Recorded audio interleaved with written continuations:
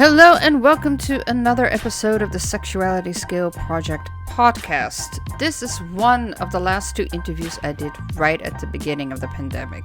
Remember that time when we were all very unsure what was happening? Well, it was about that time. Then on top of that, I lost a memory card with the interviews on it, but it was just stuck somewhere in my backpack. So here it is. There was a bit of a break. Thank you for your patience. If you have been listening to all episodes already, I am grateful you are back, and there's more to come. So this first pre-pandemic interview, we cover feeling free with your sexuality from a young age, people not respecting your boundaries when you say no, and dealing with your body still saying yes, and deleting your 15-year-old dating app and finding love at speed dating. So, welcome. Thank you. Thank you for doing this podcast with me. Thank you. It's anonymous, so it's up to you if you want to say your own name or other people's names, just so you know. It will go down in history. So let's start with your age, your gender identification, and your sexual orientation. Okay. I'm happy to give my name as Anya. My name's Anya. I am 31 years old, and I identify as bisexual, I suppose, but slightly more on the straighter end spectrum of the spectrum. Yeah. So you identify as a cis. Yeah. Yes, female. I'm cis. Yeah. Mm-hmm. And you've been in Berlin how long? I've lived here for about 2.5 years. I moved here in August 2017. I think it was. You said you're bisexual, but you're more on the straight side. Yeah. That's right. Okay. Well, so I have had experiences with women, a few different ones, and so I'm open to it. And I mean, I would, but I've always tended to more towards the straight side. Why do you think that is, that you're more drawn towards men if you're also attracted to women? I suppose it's something about the feminine, masculine energy kind of thing. Like I like variety, I suppose. So that's why I like women too, because I mean, women are beautiful and it's about the person really at the end of the day, I suppose. But there is something about the masculine energy that I like, I suppose. I mean, it's hard, it's kind of hard to define, but no, I get it. Would you say that then the women you've been attracted to are more masculine and the men you're attracted to are more feminine, maybe? Strangely, no. Like the women that I've been attracted to are pretty feminine, are like fairly feminine, I would say, or like a sort of a kind of a mix. I mean, in the way that they present themselves, like feminine looking, I suppose. But the men, sometimes I go for more feminine men, I suppose. But no, like in recent years, more masculine men, I would say. Interesting. Yeah. So when did you start figuring out, or when did you know that you were also attracted to women? I suppose when I was a teenager, I guess. I had like a few sort of experience, like kissed girls at parties, that kind of thing, you know. But then I think it really sort of started coming out more at university. There was a sort of a rumor going around that a girl liked me, and now she's like one of my best friends. But we did, when we were living together for a while in Thailand, we had a little fling, and just became very attracted to her, like as a person, as a human, but also it was exciting to explore the sexual side of that too. So that was safe because you already knew the person. Yeah, exactly. Yeah, and it was all. Yeah, it was very exciting, and because it was the first time of being so intimate with a woman. Yeah, so I met her at university in England. We became friends, and people. It was kind of weird. Some people were warning me about her. They were saying, "Oh, she just wants to sleep with you," and I was like, "Well, okay, well, she's a lesbian," like things like that, and which is kind of weird. But weird that they would give you a warning about that. Very good friends to this day. Strange. Yeah. And you grew up in Russia, right? I was born in Moscow in Russia, and then left when I was 4 when we left. So you were still very little. Yeah, I have like some very early memories of it, but I would say mostly grew up in the UK, in England. Right. Yeah. Okay, so that's where you also had your I guess your sexual awakenings. Yeah, exactly.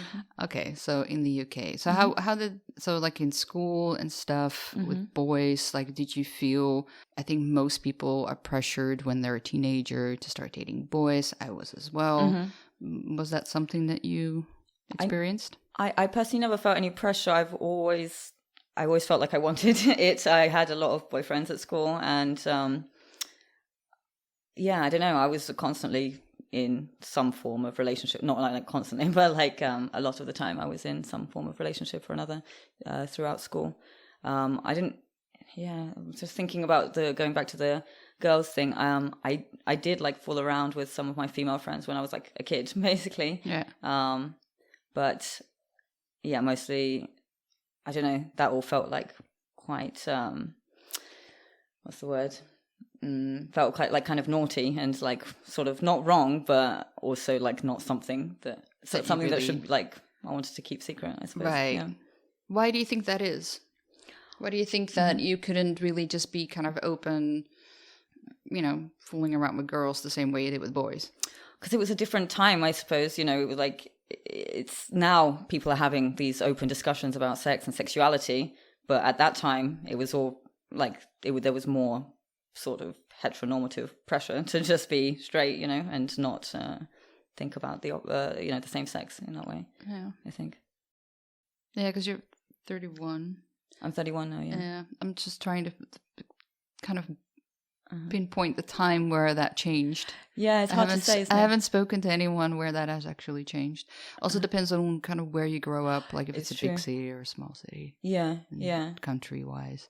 Would you say when you were that age and you were exploring with girls as well, like was this for you more of a sexual thing, or did you feel like this was also like crushes and falling in love? When I was a kid, you mean? Yeah. It was more of a sexual thing. I've always been fairly sexual as a person, like had a high sex drive, even like as a kid. But so it was more about seeing what felt good, like sexually, I would say, rather than romantically. Because I didn't really have. Did I have? I don't think I had. No, I didn't have crushes on like girls when I was younger. That only sort of got more when I was specifically with the girl I was talking about earlier, with the one from university. So apart from that, it was mostly guys throughout high school. Right, but with the guys, you did have feelings for. So then it was the butterflies and like the big like having crushes and crushes and like thinking it was love at the time, but obviously it wasn't. So kind of puppy love. You're young, you're kind of naive, you don't know what's what at that age, I suppose. So that was mostly focused around guys. Are you in a relationship right now? I am, yeah. Okay. We kind of fairly recently became official, but we've known each other for about 5 months, so it's all quite new. Yeah, but he's wonderful. He's a really fantastic person. Okay, I'm happy for you. Thank you. But I mean, I was single so between my last relationship ended at the start of last year, so I was single pretty much throughout most of last year, and then met him at the sort of towards the end of last year, my current boyfriend. So how did you guys meet? Speed dating, actually. Speed dating? Yeah, so I know, old school. It's like retro. It was fun. Yeah, it was fun, yeah. I'm really glad I did it. I was very close to not going because I felt nervous when I was going alone, And also he sort of decided to go at the last minute because he was asked to by the organizer because there weren't enough men. So, yeah, it was like a happy kind of coincidence that we both did end up meeting that way, because I had enough of all the dating apps. I was just like sick of them because I'd been on them a lot, and I was just like, no, fuck this is a neat time to meet people face to face. Yeah Well, that's a nice bridge to my next question. But I do want to explore the speed dating thing.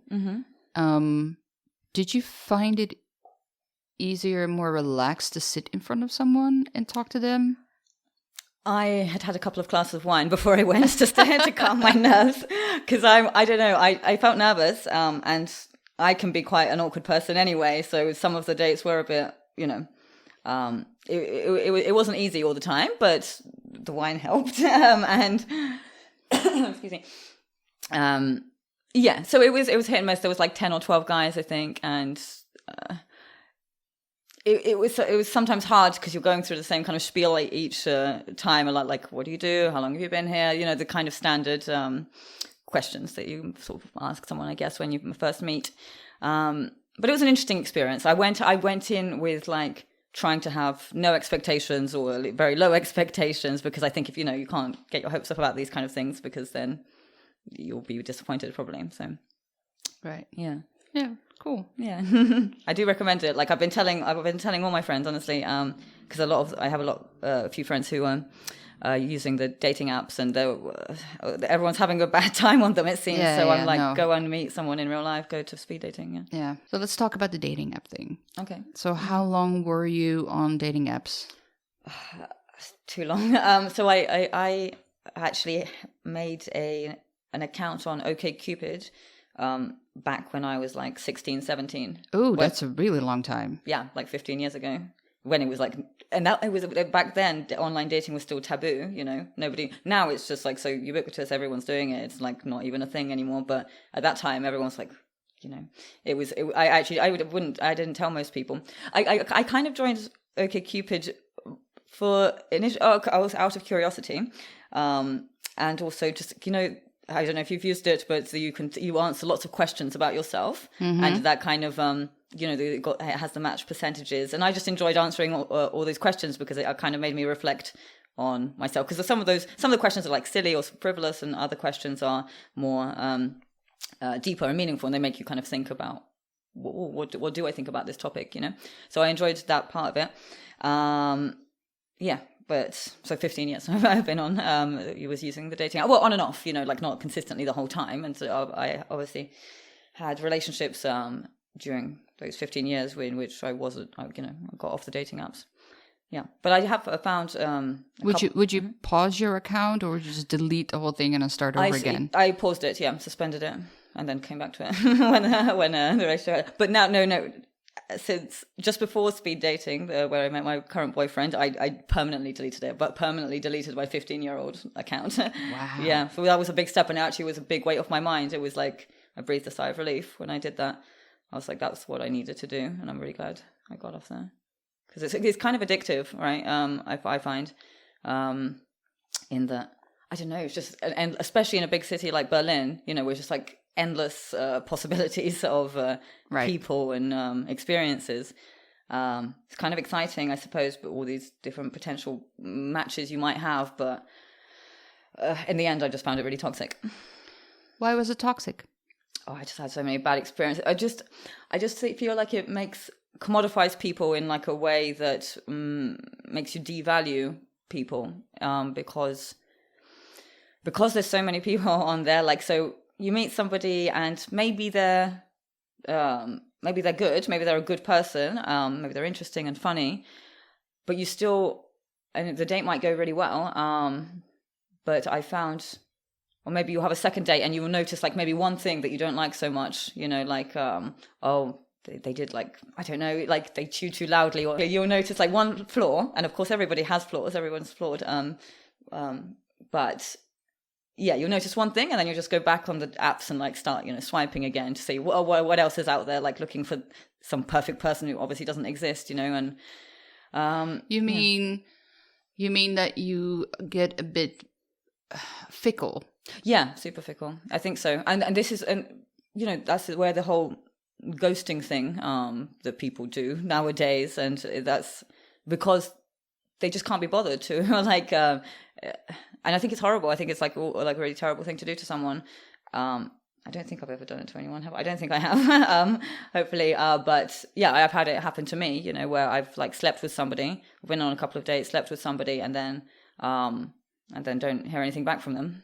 And that's quite shit it's hard to deal with. Yeah. So that's, yeah. So I think that kind of stuff is like rife, I think, on dating apps. I mean, that it's really predominantly used for sex, even if you've been on a couple of dates. So just to deepen that out, what I'm wondering, so you've been on a couple of dates with someone, got to know them a little better, then you sleep with them. Was there anywhere in the conversations that you had with this person clear that this person was just looking for sex?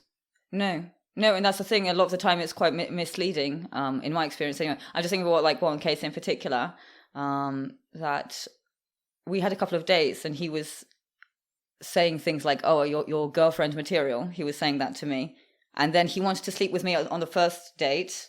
He stayed at my place, and I was like, I try not to sleep with people on the first date, but it's hard because I do have quite a high sex drive and I'm quite like horny. So it's hard for me to not.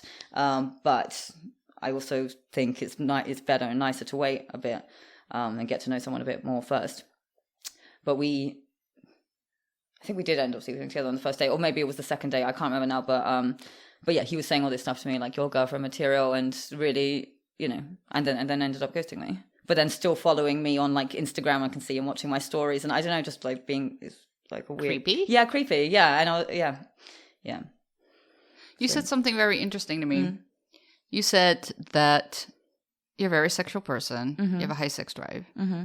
You wouldn't mind having sex with someone on the first date, but you refrain from it anyway. I try to. Yeah. Because why? Because like I think you were saying it earlier, that you don't really get to, because then it kind of becomes all about the sex. Like if you have sex straight away, you don't get any time to get any sort of deeper sense of the person, and it just becomes mostly all about the sex kind of aspect of it, rather than anything deeper or more meaningful. Right. Is it hard for you to not have the sex? It's very hard, yeah. Is it? Yeah. So it's not like you can tell someone to go home, rub one out yourself, and be done with it. Like it has to be with the other person. It's tricky. So I kind of set myself this sort of self-imposed rule, like that I don't want to sleep with anyone on a first date. But I have broken this rule many times. But that is the rule. And sometimes whenever I do manage it, whenever I have managed it in the past, I'm always like quite proud of myself. I'm like, well done. I knew you managed not to sleep with them on the first date. Good job.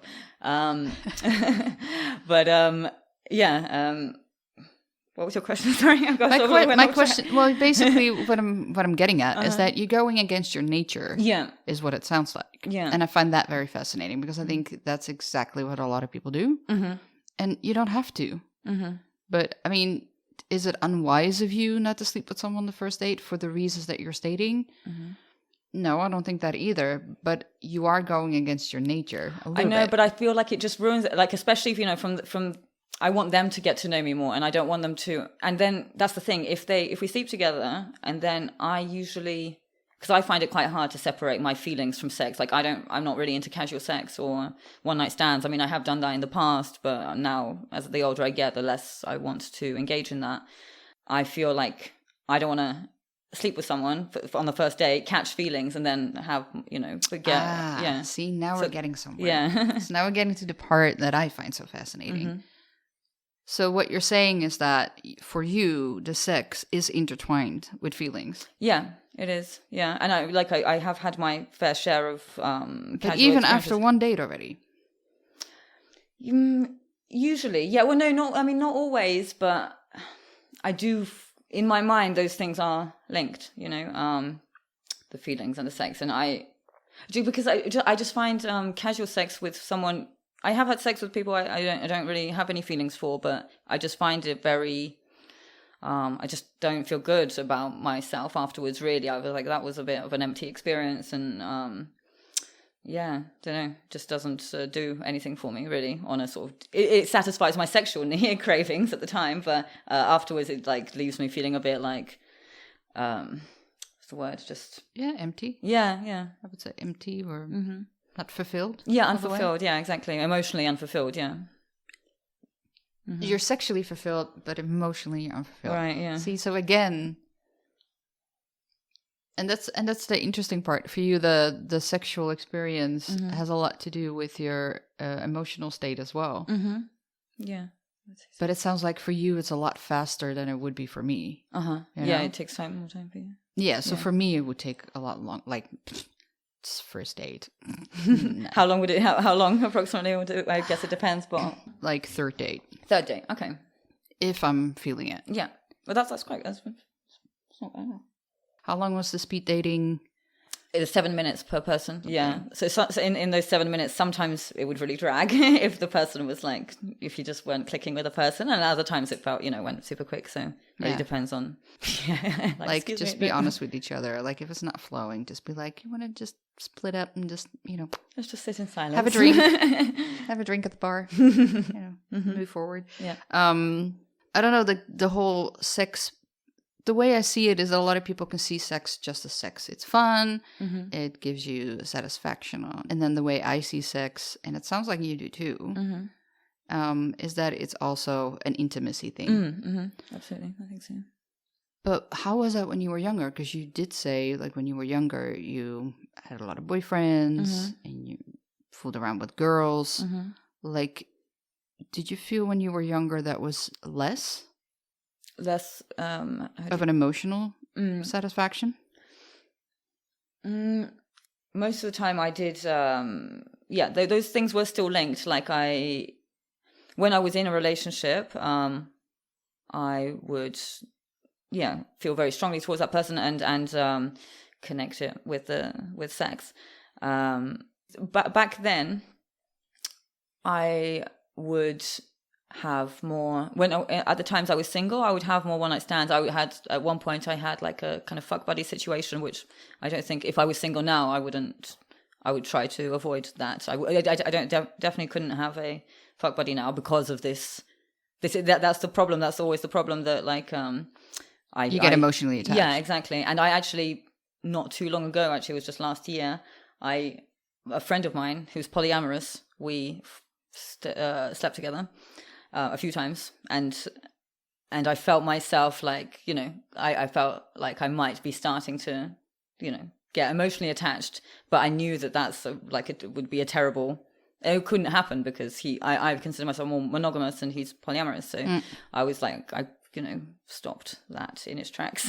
Did you feel jealousy towards the other person? Towards how do you mean? The partner of the person that you were sleeping with? No, he was single but polyamorous, so he was like sleeping around basically, I think, or like had sort of lots of things. He was going just on. not monogamous. Yeah.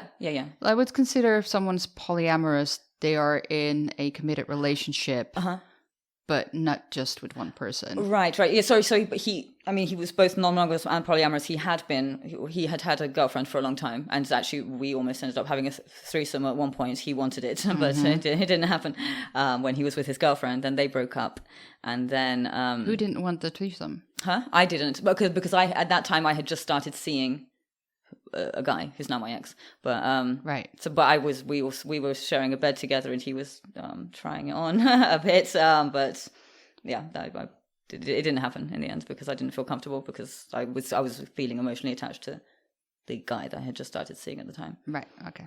But as you are now, in your more adulthood, I would say, you have changed in the way you see things. So I'm just trying to figure out, like, is that a natural progression of becoming an adult, or it could, because I don't think everyone changes their way of seeing how they are with relationship. We're still in the midst of the rise of the Me Too movement. Yeah. And so one of the questions I always ask, like, have you ever been in a situation where you have felt uncomfortable, and if you don't want to talk about it, we don't have to. Yeah, I've been in. There's been plenty of situations. Plenty. There's quite a few where I felt like that. I wouldn't. Let me think of a specific example. I mean, for me, most actually there is a common link between all the situations I had.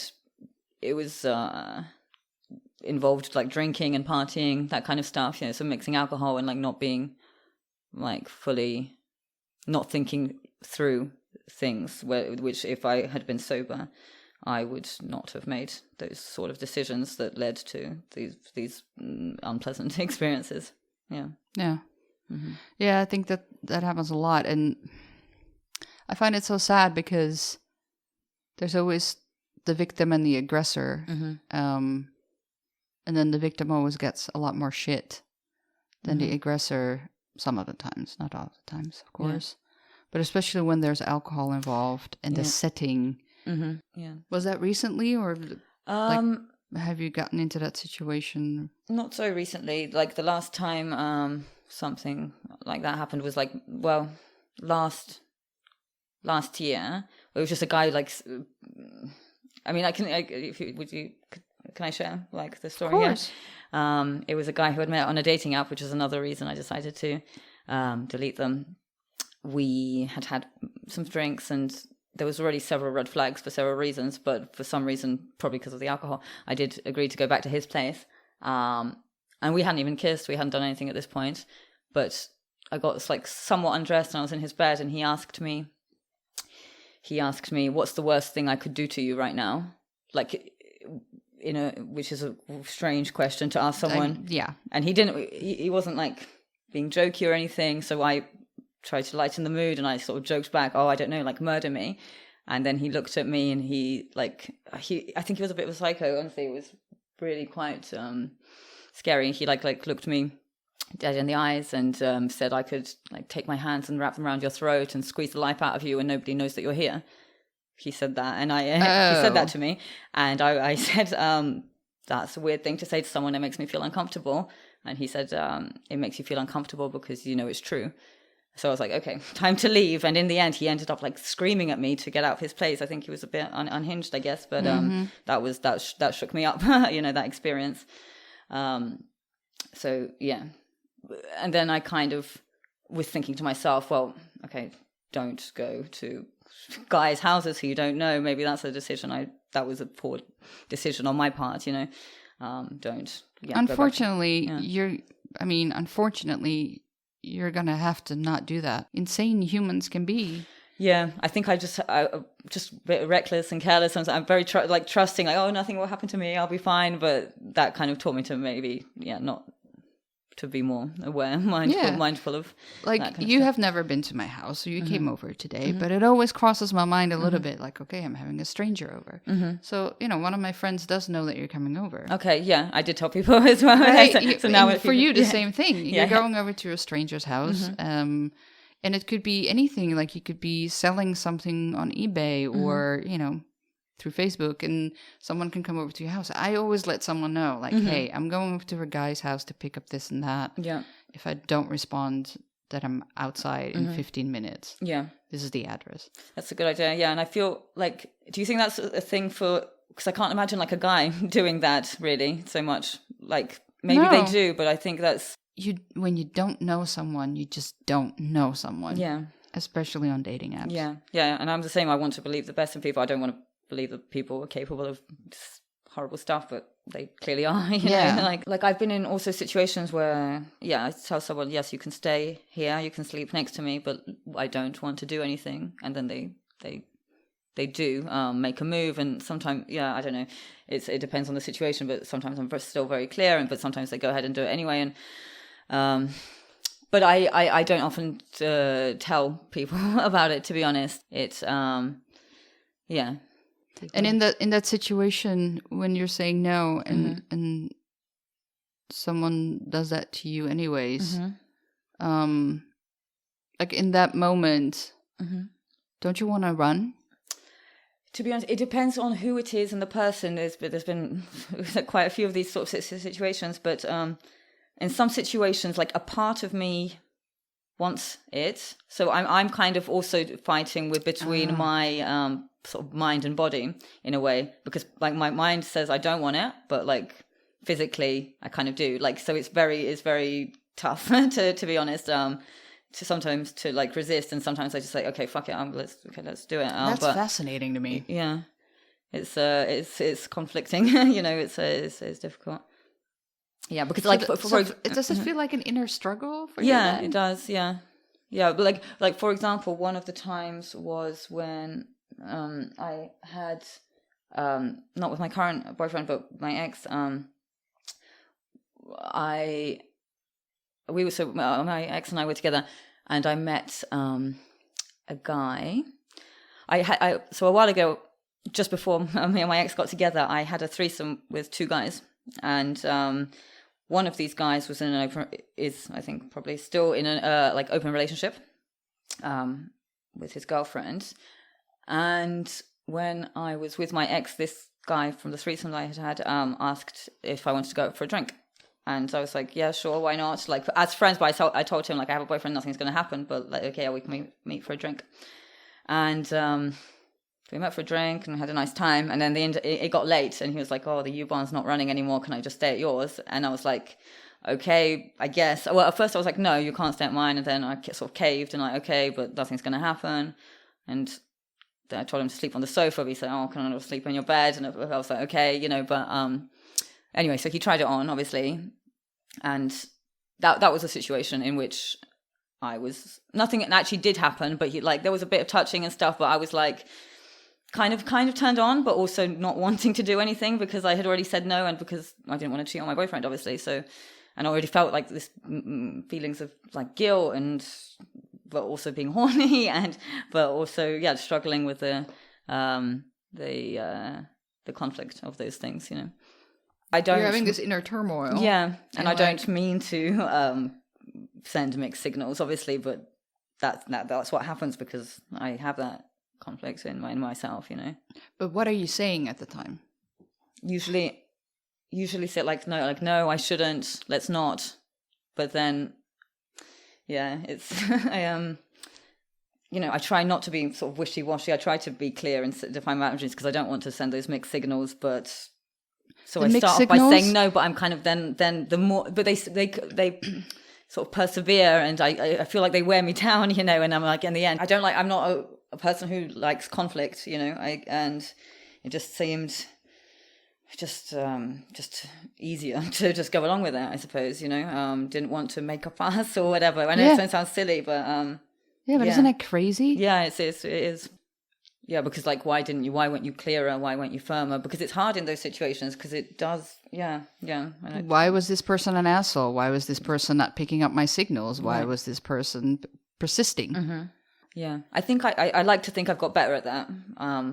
Because it is important. And I think, I don't know if it's because I'm getting older, so I'm more sort of sure of myself now and what I want and what I don't want, more clear about defining those boundaries. I think because I can think of examples like sort of recently where I said firmly no, these are my boundaries, this is what they are, but I wouldn't have been able to do that I don't know 5 years ago, I think, because I would just be I'll just go along with everything because to not upset anyone. Basically, which is insane if you think about it.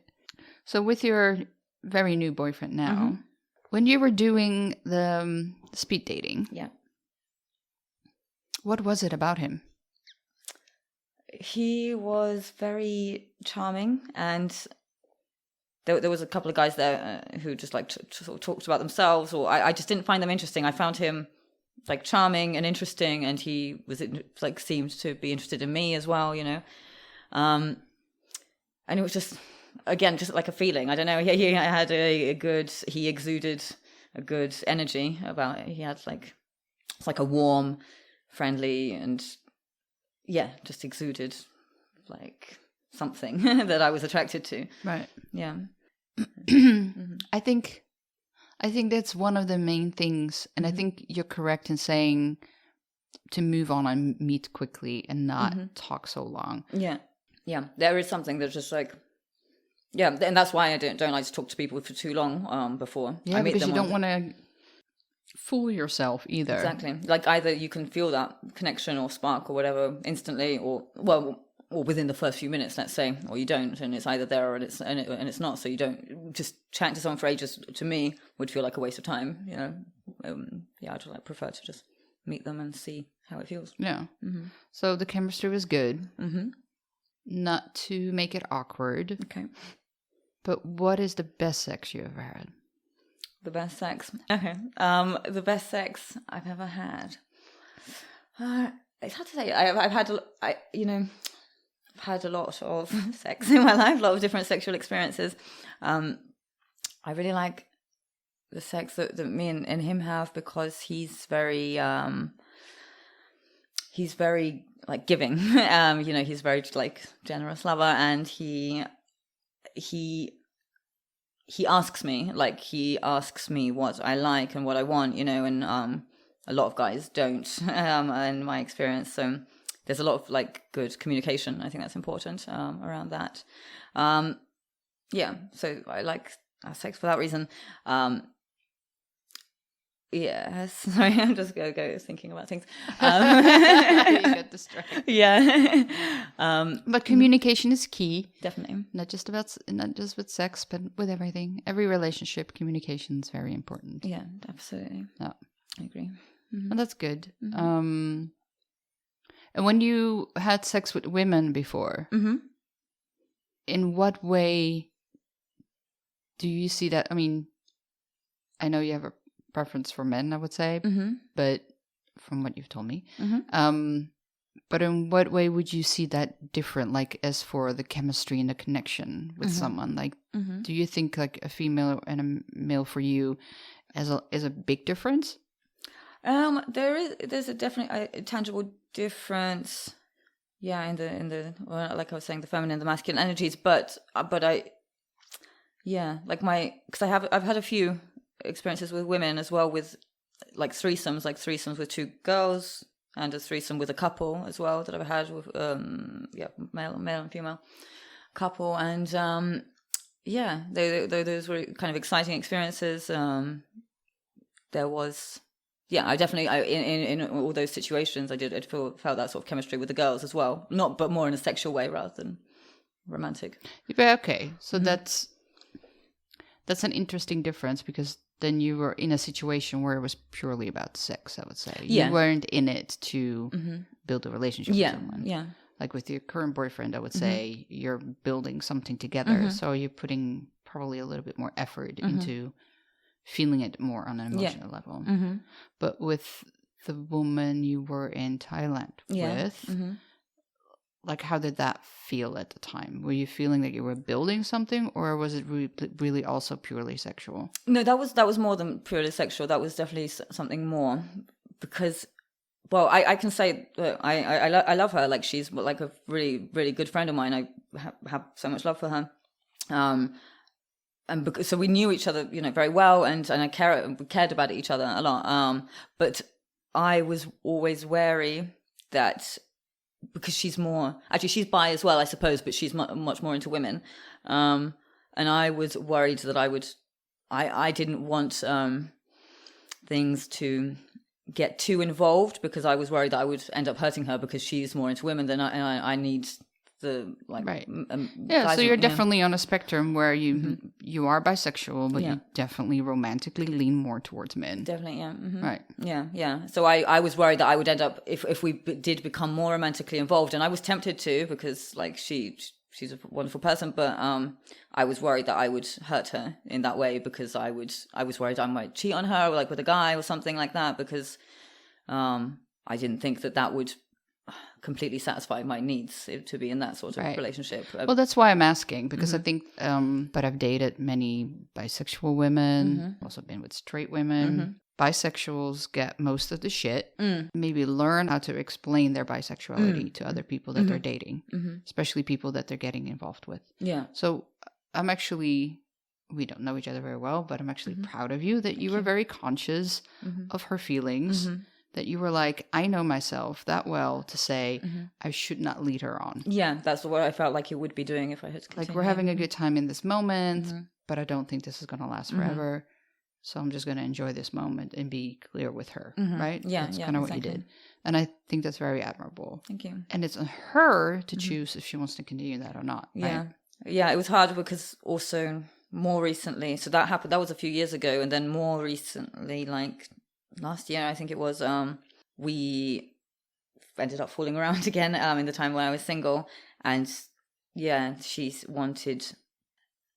was, asking kind of if it could develop into something more, and it was hard to because part of me was tempted to give it a try, but I think I was like, no, because I know that I know myself well enough to know that I need that I don't want to hurt you, and that, like, it would be just wouldn't work, basically. Yeah, it was hard because I really value her as a person, so it was a difficult decision, but and to tell her that, but I think it was the right thing to do. Yeah, you didn't want to hurt her even more. Yeah, like, that would hurt her in that moment, but yeah, I think I think it's important for us to understand that, when you're bisexual, it's never going to be 50-50. Yeah, it's always like, it's a For some spectrum, people isn't it is, but for the other person, they need to understand it's not always 50-50 as well.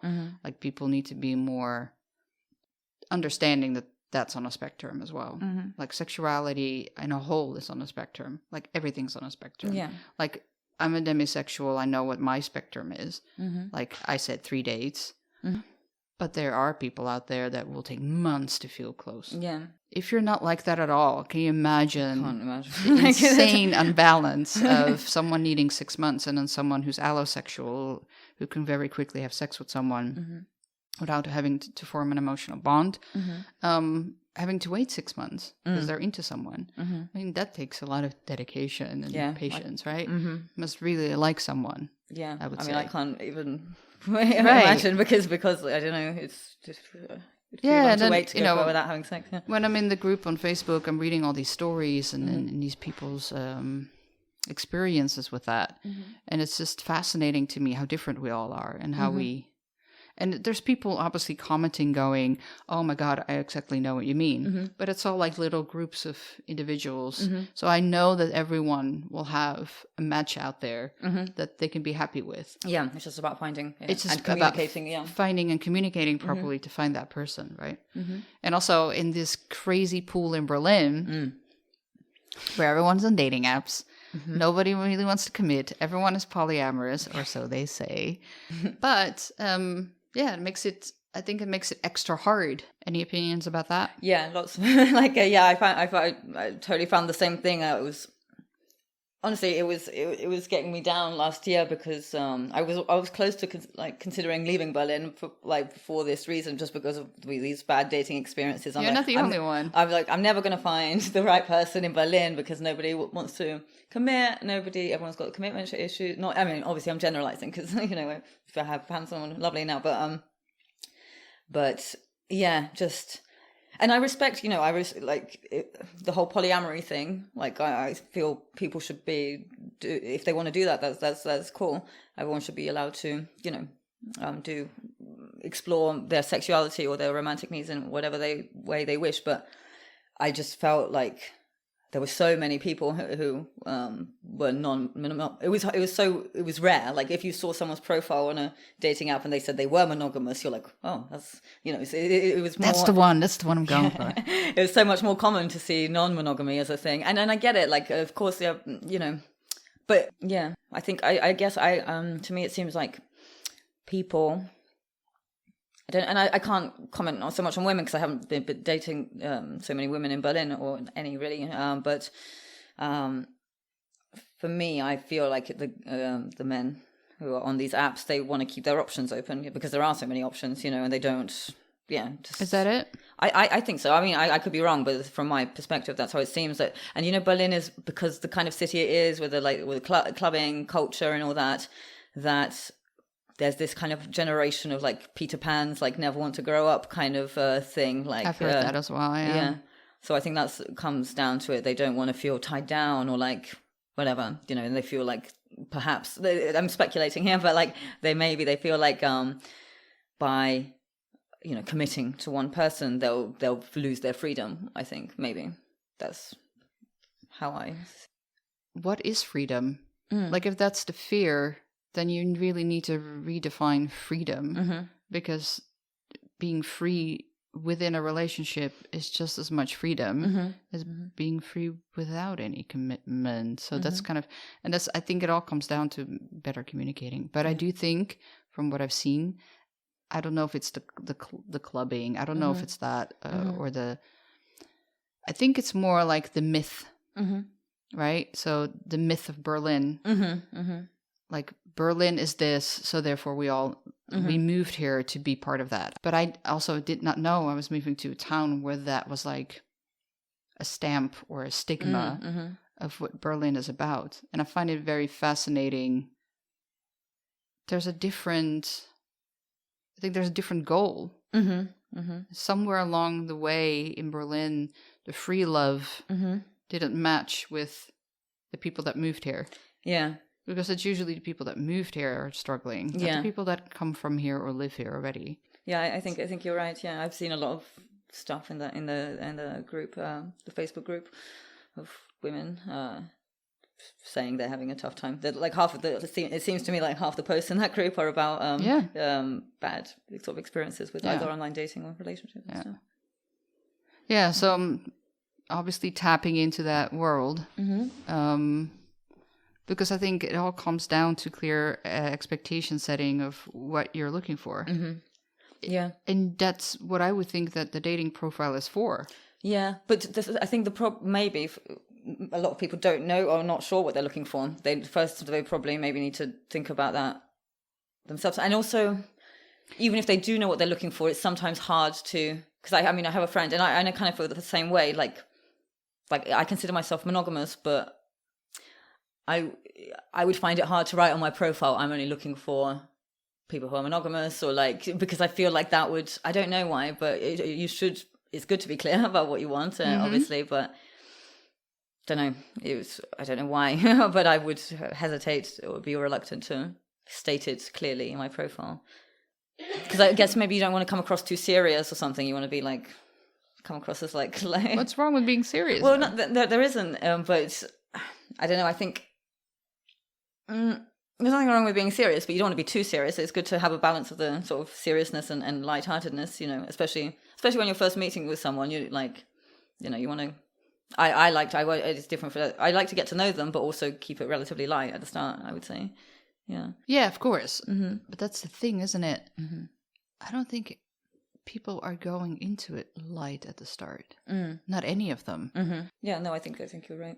I do get that vibe as well. So your advice, to get back to what you said earlier, your advice to the people of Berlin is get off the dating apps. Get off the dating apps. And I would say, so I do recommend speed dating. That was good for me, but like that's because he the guy who I'm dating now happened to be there. Like it could, I don't know, like you never know who you're going to get, I suppose, at these events.